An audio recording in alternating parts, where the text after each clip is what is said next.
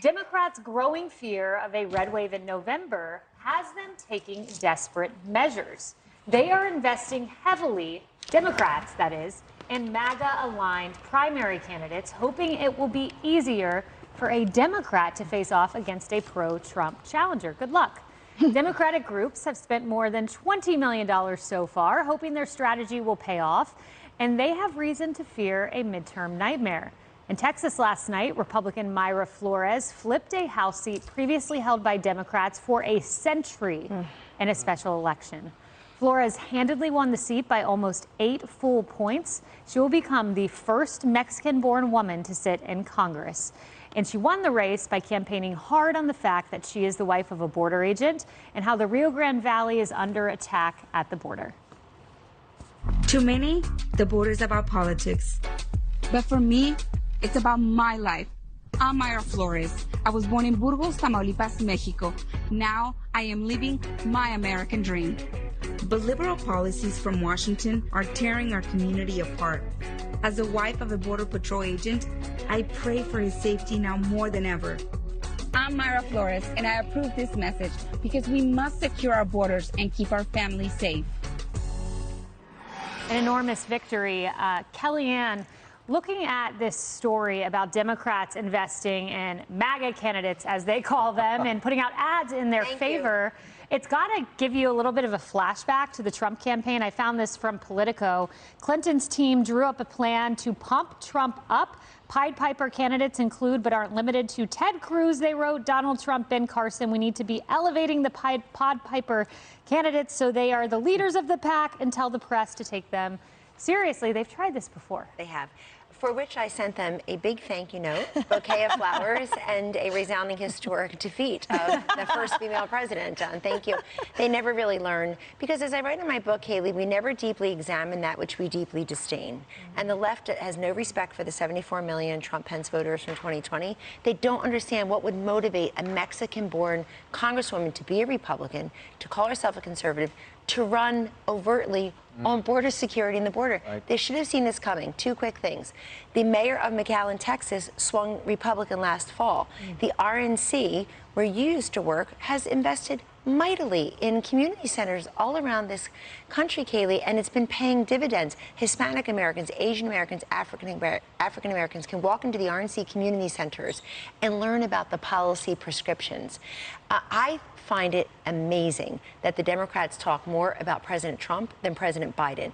It really tells you all you need to know. The two most important words going into this fall to tell you about the red wave: if Republicans win 18 seats, they will get more of a majority than 1994. If they win 32 seats, they'll have the largest majority in a century. It's within reach. Two most important words: Mayra Flores. It tells you how the left hasn't learned its lessons on the border, and moving forward to the fall, big wave coming. No. Absolutely. Julie, the Hispanic community is lost to Democrats at this point. To underscore Mayra Flores, absolutely the name of the day. Let's put this up. Flores is the first Mexican-born congresswoman, a Republican.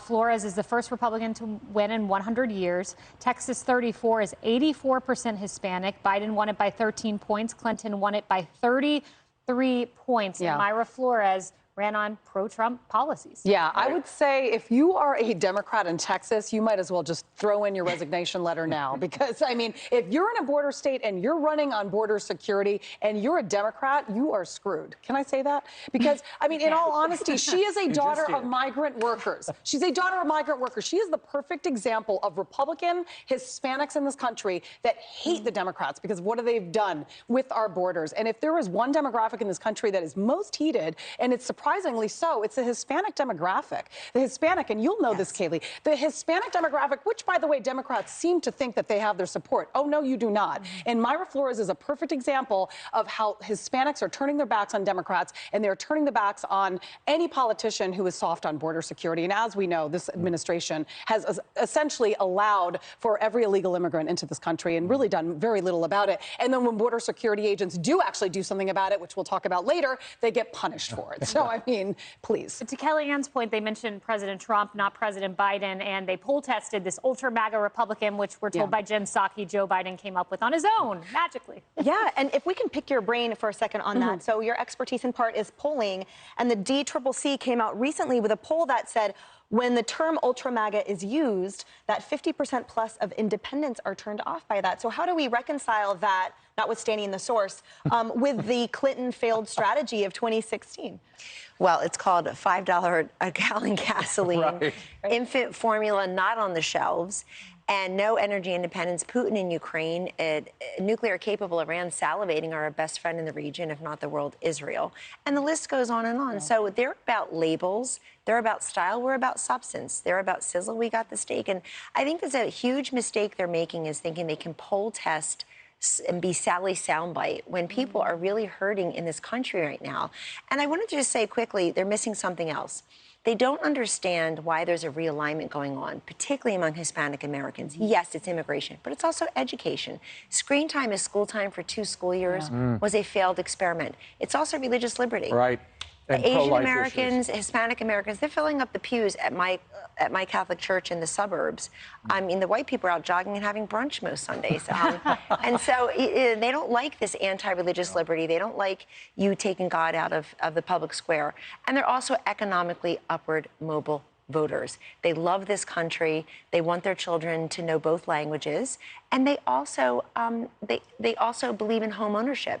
And they are, suffering under the Biden economy. The only time Biden has said much about the border is trying to prosecute people for whipping that never happened. Yes. Kamala Harris went to the border one time. She needs to study the root causes. She went to McAllen, Texas, I believe, which swung Republican, and now you've got Maya Flores there too. Yep. Absolutely. Another big takeaway last night, Tom Rice went down. He was one of 10 Democrats, or Republicans rather, who voted for President Trump's impeachment. Indeed. President Trump's rate is like 96% at this point. Well, this is a fascinating, you laid out the political landscape, Kellyanne, that we're facing. It's so volatile between inflation, gas prices, baby formula missing, and these simmering cultural issues that the Democrats created. It wasn't foisted on them. Yes. They created these brush fires.